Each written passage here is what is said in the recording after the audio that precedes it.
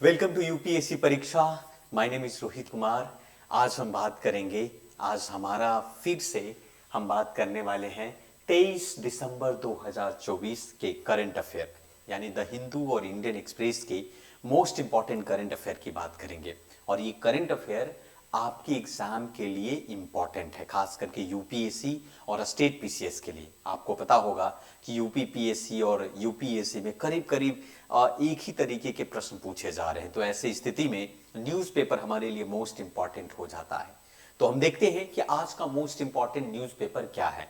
और सबसे पहली बात ये मैं कहना चाहूँगा कि अगर आप नए हैं इस चैनल पर तो इस चैनल को सब्सक्राइब जरूर करें, ताकि जो है डेली बेसिस पर आप इस वीडियो को देख सके। चलिए शुरुआत करते हैं आज का मोस्ट इंपॉर्टेंट न्यूज जो आपके एग्जाम से संबंधित है। चलिए फर्स्ट ऑफ ऑल दैट हम बात करते हैं। पहला न्यूज है, वो न्यूज है पेज नंबर 7 पर, साइंस और टेक्नोलॉजी। आजकल जो संडे के न्यूज में ज्यादातर जो टॉपिक वो होते हैं साइंस और टेक्नोलॉजी से होते हैं। तो पहला न्यूज अगर आप देखेंगे यहां पर तो साइंस एंड टेक्नोलॉजी से आपका स्पेसएक्स मीटिंग इन स्पेस। दूसरा जो न्यूज है पेज नंबर 7 पर ही, in big update to minimum possible mass of dark matter. और तीसरा जो न्यूज है साइंस और टेक्नोलॉजी का है स्पीड गन से रिलेटेड। स्पीड गन क्या होता है, कैसे स्पीड गन काम करता है। और फोर्थ की बात करें, विल सैटेलाइट आप broadband services truly be a game changer. और एक न्यूज है आपका पनामा कैनाल से। क्या मामला है पनामा कैनाल का, ये पूरी न्यूज को हम अच्छी तरीके से कवर करेंगे। माफी चाहता हूं। चलिए तो सबसे पहले फर्स्ट ऑफ ऑल दैट इसके बारे में हम लोग समझने की कोशिश करेंगे। आप सबको पता होगा कि सबसे पहले आप सबको यह पता होगा, मैं आपको बता दूं कि ये स्पेस डेक्स आप सबको पता होगा कि भारत जो है विश्व का चौथा देश बनने जा रहा है, क्योंकि भारत स्पेस स्टेशन की तैयारी कर रहा है। हम स्पेस स्टेशन बना रहे हैं, जिस प्रकार से अमेरिका, चाइना और रशिया ने अंतरिक्ष आप कह सकते हैं स्पेस स्टेशन बनाया, वैसे भारत भी स्पेस स्टेशन बनाने जा रहा है। तो इसी से संबंधित ये न्यूज है कि स्पेसएक्स अपकमिंग मिशन है जो इसरो के द्वारा इसको डेमोन्स्ट्रेट किया जाएगा। यानी कि इसरो इसको ऑर्गेनाइज करने जा रही है, इसको जो है अपकमिंग मिशन है इसरो का, डेमोन्स्ट्रेट करेगी इन स्पेस के अंदर में डॉकिंग टेक्नोलॉजी के बेस के आधार पर। तो स्पेसएक्स एक न्यू मिशन है आपका जो इसरो के द्वारा दिया गया है, जिसको थ्रू 2 सैटेलाइट्स अंतरिक्ष में भेजे जाएंगे। चलिए इसका काम क्या है इसके बारे में हम लोग समझते हैं। सबसे पहले आप इस मिशन को समझना होगा। आपके एग्जाम में प्रश्न के तौर पर पूछेगा कि जो स्पेसएक्स मिशन है किस ऑर्गेनाइजेशन के द्वारा लॉन्च किया गया है। यह मिशन इसरो के द्वारा लॉन्च किया जाएगा, जिसमें 2 प्रकार के सैटेलाइट भेजे जाएंगे। फर्स्ट ऑफ ऑल दैट अगर मैं आपको यहां पर बता दूं कि ये मिशन की जो ऑब्जेक्टिव है, खास करके यहां पर अगर देखा जाए तो ये मिशन जो है 2 सैटेलाइट्स को ऑर्बिट में भेजेगी। कितने सैटेलाइट्स को ऑर्बिट में भेजेगी? 2 सैटेलाइट्स को ऑर्बिट में भेजेगी, जहां पर यहां पर डॉकिंग और अनडॉकिंग की प्रक्रिया जो है मोशन के दौरान में होगा। डॉकिंग और अनडॉकिंग यानी कि कनेक्ट करना और फिर आप उसे डिस्कनेक्ट करने की प्रक्रिया जो है स्पेस में ही होगा। और ये हमारा जो स्पेस स्टेशन बन रहा है उसी स्पेस स्टेशन के दौरान डॉकिंग भी होगा और अनडॉकिंग भी होगा। 2 सैटेलाइट्स के माध्यम से ये किया जाएगा। ये टेक्नोलॉजी जो आने वाला हमारा जो फ्यूचर्स जो ऑपरेशंस है, खास करके जो हमारा जो कॉम्प्लेक्स जो टास्क है उसको पूरा करेगा। ये जो मिशन है जिसका नाम स्पेसएक्स मिशन है, एक तरीके से हमारे भारतीय अंतरिक्ष स्टेशन के लिए एक की स्टेप है उसके डेवलपमेंट में। यानी भारतीय अंतरिक्ष जो स्टेशन है हमारा, जो स्पेस में हम लोग बनाने जा रहे हैं, उसके लिए महत्वपूर्ण है आपके लिए, है नहीं। और भारत जो है आने वाले कम में भारत भी एक सफल देशों में से आएगा। India will join to select group country like ये आप चाइना, आप कह सकते हैं रशिया और अमेरिका जैसा चौथा देश भारत भी बनने वाला है। ये जो 2 स्पेस क्राफ्ट है जो प्रत्येक का वेट 220 किलोग्राम होंगे, वहीं पर PSLV 6 के तहत जो है 30 दिसंबर 2024 को शेड्यूल किया गया। वहीं पर 470 किलोमीटर वाइड सर्कुलर ऑर्बिट में 55 डिग्री इंक्लिनेशन के साथ इसे वहां पर इंस्टॉल किया जाएगा। तो ये एग्जाम से संबंधित है कि भाई ये कौन सा मिशन है जो डॉकिंग और आपको कह सकते हैं कि अनडॉकिंग करेगा वाइल मोशन के दौरान में। तो ये आपके प्रश्न में पूछ सकता है। यूपीएससी के मेंस 2023 में एक प्रश्न पूछा था, क्योंकि ये हमारे लिए इंपॉर्टेंट है, तो ये प्रश्न पूछा था। आप चाहे तो इस प्रश्न को लिख सकते हैं, आंसर राइटिंग कर सकते हैं यहां पर, और आंसर राइटिंग करने के बाद जो है आप इस प्रश्न को आप उत्तर भेज सकते हैं मुझे, आपको यूपीएससी परीक्षा के टेलीग्राम चैनल पर या यूपीएससी परीक्षा के इंस्टाग्राम पर, या फिर जहां पर भी यूपीएससी परीक्षा की सोशल साइट्स है वहां पर भेज सकते हैं, जहां पर आपकी कॉपी को चेक कर दी जाएगी, या फिर मेरे पर्सनल जो है rraj8394 के इंस्टाग्राम पर भी भेज सकते हैं। ये क्वेश्चन है कि what is the main task of India's third moon mission, India's third moon mission which could not be achieve in earlier mission. तो इस तरीके के प्रश्न आपको पूछ सकते हैं। चलिए दूसरी तरफ से हम लोग चलते हैं, आपका डार्क मैटर से संबंधित है, डार्क मैटर डिस्ट्रीब्यूशन से संबंधित हो, जो कि पहले भी इससे रिलेटेड आप लोगों ने पढ़ा होगा।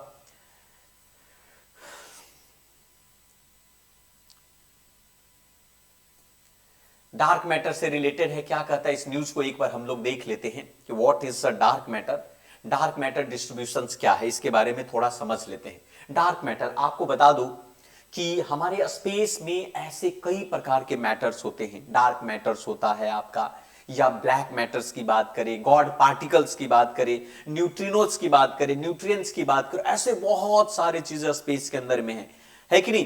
तो इसी के बारे में एक न्यूज यहां पर भी है कि finding base of the analysis of the Leo second dwarf galaxy challenging earlier to assumptions about to dark matter distribution. Dark matter distribution के बारे में ये बात कर रहा है लियो सेकेंड में। अब इस स्टडी के थ्रू ये पता चल रहा है कि पर्टिकुलर सर्टेन रीजन में ये हैवियर पार्टिकल्स देखने को मिला है। अब डार्क मैटर डिस्ट्रीब्यूशन है क्या? दरअसल डार्क मैटर को पहले समझना होगा कि dark matter distribution through out universe है, यानी कि पूरी यूनिवर्स में डार्क मैटर का आपको देखने को मिलेगा, dark matter, but it is not evenly spread, लेकिन ये कभी कभी चारों तरफ फैला हुआ नहीं होता है। 1922 में एस्ट्रोनॉमर आप कह सकते हो कि जैकोबस कैप्टिनिस ने सजेस्ट किया था कि डार्क मैटर की जो डेंसिटी होती है, इसका जो घनत्व होता है 0.003 सोलर मास पर क्यूबिक लाइट ईयर होता है आपका, जो एक तरीके के 2 प्रोटॉन्स पर टीस्पून देखने को मिलता है। अब ये बातें यहां पर इसमें कही गई, फिर भी एक तरीके से कभी कभी ये मासलेस महसूस होता है। डार्क मैटर एक तरीके के इनविजिबल सब्सटेंस है, एक इनविजिबल सब्सटेंस जो 5/6 ऑफ द यूनिवर्स मैटर, यानी यूनिवर्स के मैटर का 5th 6th आप देखने को मिलेगा। नॉन जीरो मास है, एक तरीके का नॉन जीरो मास है, और ये 2024 में इसके बारे में काफी कुछ रिसर्च भी। हालांकि इसका इंपैक्ट ये है कि अगर डार्क मैटर पार्टिकल अगर हैवी होगा तो they would be space around two 7 centimetre होगा आपका। तो इस तरीके के प्रश्न पूछे जाते हैं। यूपीएससी प्रीलिम्स में क्वेश्चन पूछा था कि in context of modern scientific research consider the following statement about to ice cube, a particle detector located at the south pole, which of the recently news। तो ये प्रश्न पूछा था कि it is the world largest neutrino detector, it is a powerful telescope to search for dark matter, और it is the barrier depth to ice। तो इसका correct answer D होगा। ज्यादातर साइंस टेक में डी ही करेक्ट आंसर होता है, presumption के base के आधार पर देख सकते हैं। नेक्स्ट आप देख सकते हो स्पीड गन के बारे में। आप लोगों ने स्पीड गन के बारे में सुना होगा, साइंस एंड टेक्नोलॉजी का प्रश्न है। स्पीड गन, स्पीड गन क्या है? जो इलेक्ट्रोमैग्नेटिक रेडिएशन के बेस के आधार पर स्पीड को मेजर कर देता है, वो भी विदाउट कांटेक्ट। मैं एग्जांपल के साथ इसके बाद मैं बताने वाला हूं। आपने देखा होगा कि बहुत सारे व्हीकल्स जो होते हैं, या ट्रैफिक रूल्स को हम लोग तोड़ते हैं, तो हमें पता करना होता है, ट्रैफिक वाले को पता करना होता है कि उस व्हीकल का स्पीड कितना था। तो विदाउट कांटेक्ट हम लोग स्पीड को पता करते हैं इसी स्पीड गन के माध्यम से। तो हम इसके बारे में थोड़ा समझ लेते हैं कि स्पीड गन होता क्या है। आपके एग्जाम में साइंस एंड टेक्नोलॉजी में एक प्रश्न पूछेगा कि what is a speed gun, what is a speed gun. तो स्पीड गन के बारे में इस तरीके से है कि जो स्पीड गन है एक ऐसा डिवाइस है जो मूविंग ऑब्जेक्ट को विदाउट फिजिकल कांटेक्ट वो डिटेक्ट करता है, यानी कि बिना कांटेक्ट के मूविंग ऑब्जेक्ट के स्पीड को फाइंड आउट कर लेता है स्पीड गन। स्पीड गन एक ऐसा device that is measure the speed of moving object without physical contact. बिना टच किए हुए, बिना फिजिकल कांटेक्ट के ये ऑब्जेक्ट के स्पीड को डिटेक्ट करने वाले डिवाइस का नाम ही स्पीड गन है। इसके अंदर में इलेक्ट्रोमैग्नेटिक रेडिएशन यूज होता है। प्रश्न पूछेगा कि स्पीड गन में कौन सा रेडिएशन यूज होता है, तो इलेक्ट्रोमैग्नेटिक रेडिएशन यूज होता है। एक तरीके का रेडियो वेव होता है जो ऑब्जेक्ट पर बाउंस करता है और वहां से आपको डॉपलर इफेक्ट के थ्रू आपको आता है। तो यह भी प्रश्न पूछेगा कि स्पीड गन में कौन सा इफेक्ट काम करता है, डॉपलर इफेक्ट काम करता है। और कहां पर इसका यूज होता है स्पीड गन का? स्पोर्ट में यूज होता है, कोच में, वेरियस इंडस्ट्री के अंदर में, ट्रक मोशन से लेकर मोशन से। अब आपके मन में प्रश्न ये भी हो रहा होगा कि एग्जाम में तो ये भी पूछ सकता है साहब कि डॉपलर इफेक्ट क्या है। तो डॉपलर इफेक्ट जो है डिस्कवर किया गया है आपको क्रिस्टियंस डॉपलर के द्वारा, जो ये कहता है कि frequency describe the change in frequency of the wave due to the relative motion between source and observer. Source और ऑब्जर्वर के बीच में जो रिलेटिव मोशन होता है, उसी रिलेटिव मोशंस के कारण इस फ्रीक्वेंसी में जो चेंजेस आते हैं, उस फ्रीक्वेंसी को समझने में मदद करता है डॉपलर इफेक्ट। तो अगर as a moving object approaches, frequency of the wave जो होगा क्या करेगा, बढ़ेगा, creating higher pitch and move away. और फिर जैसे ही हम दूर जाते हैं, जैसे एग्जांपल है आप करोगे एनसीईआरटी में कि ट्रेन जैसे नजदीक आती है उसकी फ्रीक्वेंसी बढ़ती है, ट्रेन दूर जाती है तो उसकी फ्रीक्वेंसी कम हो जाती है। तो इसके कारण से अब ये प्रश्न ये भी है आपका कि कैसे काम करता है स्पीड गन। तो स्पीड गन जो है इमिट रेडियो वेव निकलती है, मूविंग ऑब्जेक्ट पर जाकर रिफ्लेक्ट करता है, वहां से बाउंस होकर फिर आता है और उसके बीच के डिफरेंसेस को हम लोग काउंट करते हैं, उससे स्पीड पता चलता है। तो ये है बातें। फिर एक मोस्ट इंपॉर्टेंट आपका है जिसके बारे में हम लोग पढ़ने वाले हैं, वो है आपका, ये इससे संबंधित है आपका, पनामा से संबंधित है आपका। चलिए पनामा के बारे में भी हम लोग समझ लेते हैं कि क्या डोनाल्ड ट्रंप साहब ने पनामा को लेकर के क्या उनका राय है, क्या विचार है, क्या विचारधारा है। सबसे पहले आपको बता दूं कि अमेरिका के राष्ट्रपति डोनाल्ड ट्रंप साहब ने पनामा को लेकर के धमकी भी दे दी। धमकी तहत ये कहा कि अगर पनामा जो है अपनी हरकतें से बाज नहीं आएगा और ट्रैफिक को कम नहीं करेगा, तो ऐसे स्थिति में जो है अमेरिका जो है वो कैप्चर भी कर सकता है पनामा के। मैं आपको बता दूं तो थ्रेटन टू पोटेंस, यूएस क्या कर सकता है, केनाल पर ही टेक ओवर कर सकता है, केनाल को अपने कब्जे में ले सकता है अमेरिका, अगर पनामा ने कंपाइल नहीं किया, सिचुएशन रिप ऑफ नहीं किया। ट्रंप ने इस बात को पहले के जो प्रेसिडेंट थे जिनका नाम था जिमी क्रेटर, उनको क्रिटिसाइज भी किया और कहा कि उन्होंने गिविंग अप कर दिया है केनाल 1977। केनाल को अमेरिका के कब्जे में ले लेना चाहिए था। और उन्होंने भी कहा कि चाइना के नजर भी जो है ना पनामा के केनाल पर है, क्योंकि वो बेल्ट रोड इनिशिएटिव के साथ इसको जोड़ रहा है। ये भी बात डोनाल्ड साहब ने कही। ये देख सकते हैं कि किस प्रकार से पनामा जो है, ये पनामा जो है, पनामा के बारे में मैं आपको बता दूं कि Panama canal 6% of global trade इसी से होकर गुजरता है। पूरी दुनिया का 6% ट्रेड जो है यही से, ये है पनामा केनाल है। ये देख सकते हो ये केनाल है। पहले जो व्यापार हुआ करता था ये इस तरीके से जाया करता था और ऐसे ऐसे ऐसे होकर के यहां पर आता था अगर व्यापार करना होता है। लेकिन अब जो है डायरेक्ट यहां से इस केनाल के थ्रू जो है आपको जाएगा। 8,370 किलोमीटर की दूरी को कम करता है न्यूयॉर्क सिटी से सैन फ्रांसिस्को के city with the Panama canal के थ्रू आपका। तो एक तरीके का ऑल्टरनेटिव है। पहले जो है 22,500 किलोमीटर की दूरी तय करना पड़ता था इस रास्ते से होने के बाद आपका केप ऑफ हॉर्न से होकर के जाना पड़ता था, ये कह सकते हैं। तो कितना पनामा महत्वपूर्ण है ये बात को समझ लेते हैं। सबसे पहले आप थोड़ा सा समझना होगा पनामा कैनाल के बारे में। पनामा कैनाल की अगर हम बात करें तो ये पनामा कैनाल जो है कनेक्ट करता है दो समुद्रों को, एक आपको अटलांटिक ओशियन को, पैसिफिक ओशियन को, यानी दो महासागर को कनेक्ट कर रहा है। एक अटलांटिक और पैसिफिक ओशियन को कनेक्ट कर रहा है एक वाटरवे से। वाटरवे में कैनाल बनाया गया, एक बहुत बड़ी नहर है जो दोनों को कनेक्ट कर रहा है ना, अक्रॉस द स्तंभ आप कह सकते हैं कि स्तंभस ऑफ पनामा के थ्रू।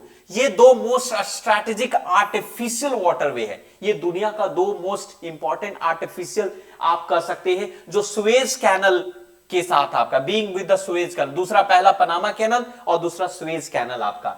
ये आपके अप्रोक्सीमेटली 80 किलोमीटर लंबा है, आप कह सकते हैं 80 किलोमीटर लंबा है।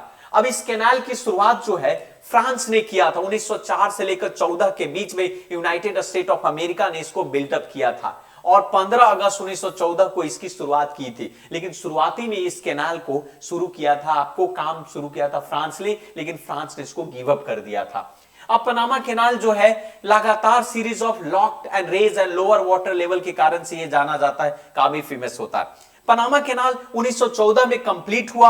USA construction to vital artificial waterway के थ्रू अटलांटिक और पैसिफिक ओशियन को आपस में जोड़ता है। आपका बहुत सारे जो शिपिंग कॉस्ट को कम करता है, बाईपास करता है डायरेक्ट सदर्न और साउथ अमेरिका को, और दुनिया का 6% जो है ग्लोबल ट्रेड यहीं से होता है आपका। अब अमेरिका का क्या रोल है पनामा को लेकर के, इसके बारे में भी थोड़ा हम लोग समझ लेते हैं। अगर अमेरिका की रोल की हम बात करें तो अमेरिका ने इसको इंस्ट्रूमेंटल कंस्ट्रक्शन किया था। आफ्टर फ्रांस ने इसको अपना प्रयास फ्रांस ने लगाना बंद किया तो अमेरिका ने इसकी शुरुआत की और यहां पर लॉक सिस्टम की शुरुआत अमेरिका ने किया और फाइनली पनामा को कंस्ट्रक्शन करना शुरू किया था। लेकिन कोलंबिया 1903 से इंडिपेंडेंस के बाद जो है पनामा जो है ट्रीटी साइन होता है और फाइनल जो है कैनाल जो है पनामा को आपको सौंप दिया जाता है।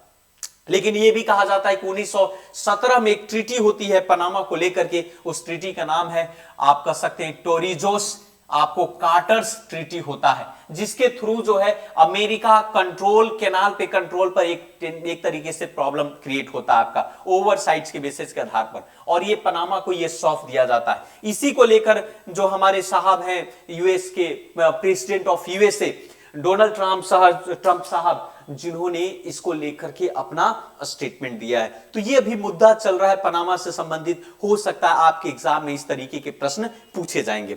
मैं आशा करता हूं कि ये 2, 3, 4 जो आर्टिकल थे आपके लिए काम के होंगे, आपको समझ में आया होगा। अगर कोई राय है, सुझाव है तो आप कमेंट करके जरूर बताएं। मिलते हैं दूसरे वीडियो में, और अगर नए हैं तो इस चैनल को सब्सक्राइब करो, वीडियो को शेयर करें और लाइक करना ना भूलें। थैंक यू वेरी मच, धन्यवाद। जय हिंद, जय भारत।